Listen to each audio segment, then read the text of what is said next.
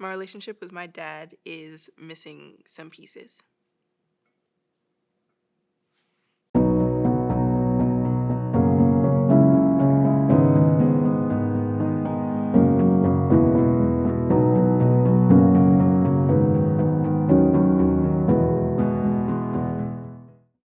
My name's Malia. I used to go to Oakwood. Um, I'm married now, happily married, praise God. I plan on being a writer. That was my major. I was an English major when I was here, and even though I'm not at Oakwood anymore, I still plan on being a writer. I want to be a writer because books helped me so much when I was growing up. I read my first novel when I was in 6th grade, and it was about Harriet Tubman, and I couldn't put it down, and the magic of it just picked me up, and I rode that wind until I got to college and was forced to read. So I want to create things that pick people up, especially children. My dad grew up in Maryland. Um, he grew up in a neighborhood that only had 2 houses, and there were no paved roads. um, the house he grew up in was built by his dad, and that's the house that I spent 10 years of my childhood in. And growing up, I realized that he spent 44 years of his life in, and don't really know how that affected him. I haven't asked him. But he was he seemed like a fun kid from the stories I've heard. My husband says that I'm a Bush baby, and I would say that I inherited my Bush baby tendencies from my father. Um, he says that him and his older brother used to go and play in the woods because they lived in a forest next to a swamp. They used to go and play in the forest, and then when it was lunchtime or dinner time, his dad would whistle. He'd whistle, and they'd come running back to the house, and I don't know. His childhood seemed fun just because it seemed like a barefoot, happy-go-lucky thing. But I know that his dad was really hard on him, and I don't know how his parents' marriage affected him. He, in the same sense, I guess he grew up kind of wild when he was older, not in a carefree way, but in a experimental way. Um, and he went to college, and he didn't like it there. He didn't like the teachers, and if someone didn't respect him in the classroom, or if he didn't agree with the way that the professors were teaching, then he was like, I'm not going to try. So his dad told him that he had to find a trade or do something. So he went to trade school, and he's been working for NASA since I was born, which I realize now is pretty impressive. Um, I didn't really understand it when I was younger, but going to trade school and then working for a corporation such as NASA's, I think it's a big feat, especially for a black man. Um, he was like 30 something when he met my mom. My mom was 20, 27, I guess. And the first thing that she always tells me about when she met him was the fact that he was such a nice guy. She saw him and he was walking with some friends, and she was like, "Who's that nerd dude?" But she realized once they got inside, they went to a pool. Once they got inside, that he really knew what he was doing when it came to people and talking to people and being nice to people. He bought everyone pizza, and then later that week he bought her ice cream. So I I hold on to the memory that he's a good guy. Um, Even though once I came into their lives, and once my brother came into their lives, and once my sister came into their lives, I had a hard time believing that. Um, and sometimes I still have a hard time believing it, but I have more information now on the things that he went through, even though I didn't get it from him. My relationship with him when I was younger was really fun. He, well, for one, my mother was raised in the Seventh-day Adventist Church. When she met him, she said, I am not going to be with anyone that's not Seventh-day Adventist. He deems my mother a good woman and was like, I want this good woman in my life. So he got baptized in the Seventh-day Adventist Church. He didn't really take on any of the practices that we have, but he technically was in the Seventh-day Adventist Church.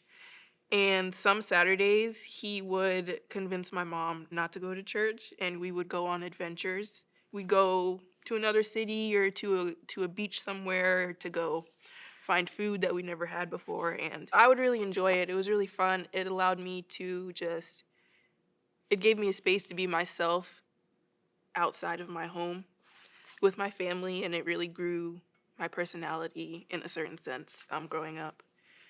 Um, Once my sister was born, though, my parents started fighting. I didn't understand about what. I was too young. I was like 6 years old. Um, but I remember not liking how it sounded, and even though I didn't understand the words, the tone of their voices scared me. So I used to go to my closet and cry by myself, even though I had my brother, who's only 2 years younger than me there. Um, but that really affected me when I was growing up because I was like, I don't understand why they're having problems. Like, the main thing I understood was that my dad sometimes just didn't come home when he said he would. I didn't know what he was doing. I didn't really care. I just wanted him home. Um, but from that point on, I kind of saw my dad and the actions that he did through the filter of my mother. And that isn't always good because as his wife, she was affected by him differently than I was as his child. Um, and I remember one night he came home really late, and I knew that they were going to fight because my mom was really upset because I think we needed food or something, and he said he was going to get it, but he didn't. And he walked in really late, and I heard them fighting, and I was crying in the room with my little sister. I think she was asleep, but I was crying because I heard them. And I remember hearing my mom say, "I want you out." And at this point, we had moved into the apartment because we weren't doing very well. But she said, "I want you out." And I didn't even, it kind of feels like a dream thinking about it. But I got up out of bed, and as he was like walking down the hallway towards the door, I just hugged him. And he's still with my mom today. And I don't know if that's a good thing or not, but I'm glad that I did that and that he was around longer than what he would have if I had just stayed in my room crying. Um,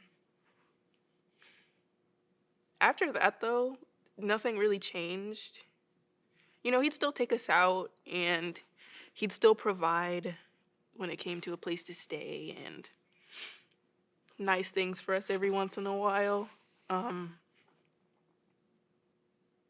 but I started to resent him a bit because of how my mother portrayed him, and I would speak to her more than I would him because he was always at work and then coming home late. But I started to resent him, and that was because I didn't understand him. And I think it was a bit unfair, even though he wasn't doing the right thing. But I was scared to ask him or to even talk to him about what was going on. And now that I'm older, after speaking to my mother and my grandmother, who is a counselor and kind of can pick up on certain signals, that my dad is layered and he's dealing with a lot of stuff in his past that I don't even think he knows he's dealing with sometimes. So he can't speak about it with my mother. And if I ask him, then he probably won't speak about it with me because I'm his kid and he wants to protect me from certain things. But today, my relationship with my dad is, I'd say I don't resent him anymore. I just pray for him more just because I want him to get better and I want him to be happy. And most of the time when I call him, he doesn't sound very happy. Um, well, one of the things that was a struggle when I was younger and what caused a lot of the fights was the fact that my dad drinks a lot. And that's also affected me in a different way, but in terms of the friends that I have now. But he used to drink a lot, and because my mother is so heavy in the church and the way she was raised, she wanted to get away from the way she was raised. So she was like, I don't want that in my house. And I remember when I got older, she'd tell me that when she came home from work sometimes, she'd find like bottles of alcohol in the cabinet. And because she is who she is, she would take the bottles and pour them down the sink and then put the bottles back in the cabinet for my dad to find. which probably provoked him sometimes, but um, he struggled with that. And then I think the friends that he has aren't really good for him, or the one friend that he has. My mother doesn't like him, of course, but he's there for my dad in a way that no one else is. And I think that gives my dad some comfort, even though he's not the best influence. So when it comes to getting better, I pray that he can put down some of the vices that he has and put down past trauma that he's been through. I think part of it is that he's lost a lot. One of his best friends growing up with his cousin, and she died in a car crash when they were teenagers. And I know that affected him a lot. And then when I was 7, his older brother died, and we still don't really know of what, but I know that affected him a lot. And I know his dad played a big part in his life, and my grandmother talks about how he was beat really bad. I don't know that whole story, but these are just things that I have pieced together to form part of the visual that I have of my dad, and is the main reason why I pray that he gets better. My dad's drinking affected me in multiple ways, especially today, because I saw him through the filter of my mother and the way she sees the world.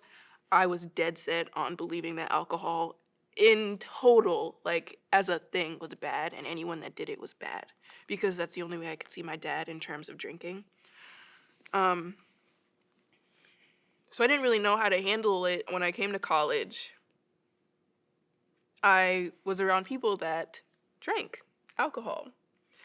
And I liked these people. They were nice people. They were my friends. I enjoyed their company. But the simple fact that they drank alcohol every now and then made me question whether or not I should be friends with them, because I didn't know what their relationship was with alcohol. But the more I educated myself, the more I realized that drunkenness is a thing that's not good. And that's a thing that my dad would indulge in. But the friends that I have, they don't indulge in that just to find a release or to get away from something. They drink because there are certain drinks that they like, and then that's that. They're not bad people because they drink. And I had to let go of that filter that my mom gave me, because there were people that were in my life that I knew were supposed to be there, and I didn't want to get rid of them because of something that affected me as a kid. The relationship that I have with my dad has shaped and unshaped the way that I am today. I hope that makes sense. When I was younger, my mom used to say that I was a daddy's girl, and so did my grandmother. And that's mainly because I have his personality. I'm really quiet. I'm kind of awkward at times, I guess, according to my mother. I can be kind of mean or judgmental and snappy and moody. That's the main one, moody. My mother hated the fact that my dad was moody, and when I became a teenager and started to not understand what I was feeling and I got moody, she didn't like that in me either. So because she related me with him so heavily, when I started to resent him and to dislike the things that he did, it was hard for me to like myself, because I was so stuck on me being like just like my dad. But as I've grown older and spoken to him a little bit more and gotten a little bit of information out of him, it's helped me realize that I've taken on the good parts of my dad. Also, when it comes to caring for people, like, one story that my dad told me that I have not let go of was he was upset at something. And usually when married people are married, they share like chores, but my mother wasn't washing his clothes, so he went to the laundromat to wash his clothes himself. And because he was upset, he wasn't really thinking in the way that he usually did when he was like in his right mind. So there was a guy that walked by in pouring rain. His clothes were soaked, and he didn't really ask for anything. But my dad saw him, and he didn't do anything. And then when my dad told me the story, he said that afterwards he felt really bad, and he felt so bad that he cried, because to him that was an opportunity to be a good person, and he didn't take it because he was emotional. Um, and that's happened to me a few times in my life, and I always try to make a point of doing good for others, just because um, I'm blessed. I'm blessed in a lot of ways, and if I don't do good for others, then I don't think that's a really good way to show thankfulness for being blessed in the way that I've been blessed, even through the struggles that I've had. So the relationship I've had with him has shaped me in the way that I care about people, when it comes to being genuine and trying to do good for others. But it's also unshaped that negative, um, the negative way that I saw myself when I was younger. My dad has affected me positively in that I know what I don't want in my life. And sometimes that sounds bad, but if I gain something positive from it, then it's not bad, in my opinion. Um, Before I got married, me and my husband went to premarital counseling. And one of the questions they asked us was, give some examples of healthy communication that you've seen in like your parents. And my husband was able to write something down, but I was not, because I'd never seen healthy communication between my parents. But because of that, and because of what can only be God telling me, hey, this is not how this is supposed to be, when I was younger, growing up, I worked so hard through my insecurities, through all the struggles that I've dealt with, through anxiety and attacks from the devil, to work on my communication, because I am my father's daughter. That's something that I struggle with, but now I can say that it's a skill that I have because I worked hard at it. And I had the example of my parents and my dad to push me into this healthy place that I'm in. Um, and he's affected me negatively. Simple ways. um, Sometimes I have trust issues. Sometimes I will push people away because I don't know if they actually want to be my friend or if they love me or not. And that's something that I struggled with when it came to my dad when I was younger. Just because he would act out so often. And it got to the point where I would question whether he loved me and my brother and my sister or not, or if he was just taking care of us because he felt like he was supposed to. And when I was younger, I used to think, if that's the case, then he should just leave, because I don't want someone to take care of me because they think that they have to. Like, I want, I want genuine love from people. But yeah, when it comes to negative things, it's mainly just me questioning whether people want to be around me or not. My parents' relationship helped me build a new box.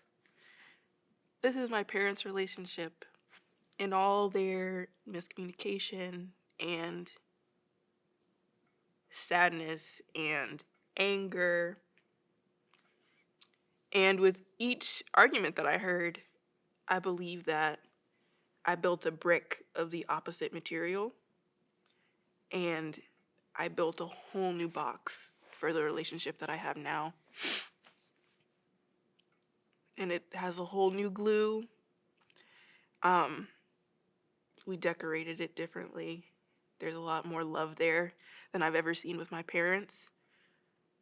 I often question whether or not my mom ever loved my dad, or vice versa. Like, I don't know if they actually cared about each other. Um, and I don't ever want my kids to think that me and my husband don't care about each other. So it's fortified. We know who's on our team. We know that we have each other, and we know that our glue is God, and that's the only thing. And we've solidified it, and even when troubles come through, we just grip tighter to each other. My parents were never able to do that. Like, it's such a big comfort to go from not knowing when the man of the house is coming home, or if he wants to come home, to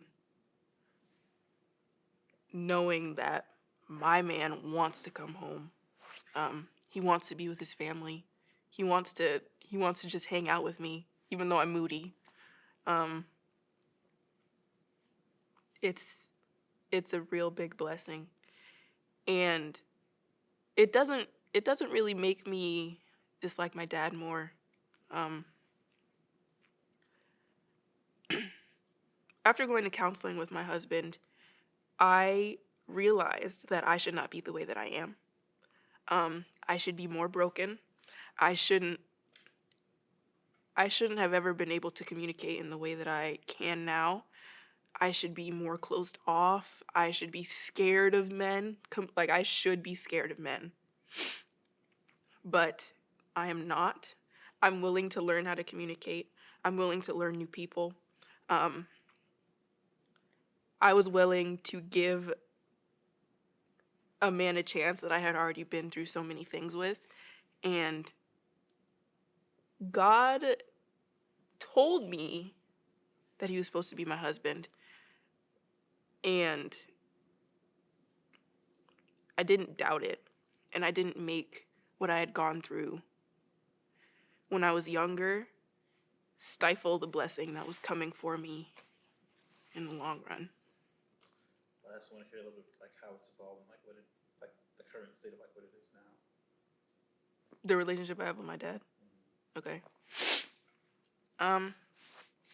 Before I had mentioned that my relationship with my dad was missing some pieces, I mean that just by, like, the older I get and the more I try to talk to him about adult things, because I'm an adult now, the more I realize that I don't know much about him. I don't really know what he thinks of my mom, even though I've asked him. I don't know what he thinks of his dad, even though I'm sure many people have asked him. I don't know how he feels about his brother dying. I don't know if he's in the line of work that he wants to be in. I don't know if he thinks that his friend is a good influence on him. I don't know if he wants to stop drinking. I don't know if he thinks that he needs a counselor. I don't know if he's scared of going to a counselor. There's a lot of things that I see in my dad by his actions and by what I've heard from the people in the family. And a lot of us have just come to the conclusion that we don't know, because he puts on a front and he sugarcoats everything when you talk to him or when you ask him serious questions. Like, I was going through it one semester while I was at Oakwood, and I was talking to my mother, and she was going through it, and I was like, what is going on with my parents? Like, I don't understand what's going on. So I called him, and I built up the courage to ask him about this, because everybody knows that I'm bad at talking, especially when it comes to serious things. But I straight up asked him, do you love my mother? I think that's what I asked him. And he said, of course I love her. And then he told me about how when he met her, he knew that she was a godly woman, and that he knew that he needed a godly woman in his life. And he told me that sometimes she's just hard to talk to, or sometimes she doesn't listen to him, or things of that nature that I understand now as I'm older. But in the same sense, why didn't you come home all those times? Why do you take things away from her when she does something that you're upset about? but you don't talk to her about. Why do all these things if you say you love her, you know? But when I ask him those questions, it's always the same. Of course I love her. That's that. She's my wife. But through a lot of prayer and just gracious revelations from God, I've come to accept my dad as he is, even though I don't understand a lot of him. And I'm more grateful now for all the things that he's done, because a lot of, especially Black men who don't know how to talk about the things that they've been through, don't know how to go through with all of their responsibilities along with the things that they have hidden inside of them. So I definitely respect my dad more. And I think a lot of the love that I have for him now stems solely from the fact that I want him to find some type of happiness um that's not temporary. I want him to have something to hold on to, and I don't know if he has that right now.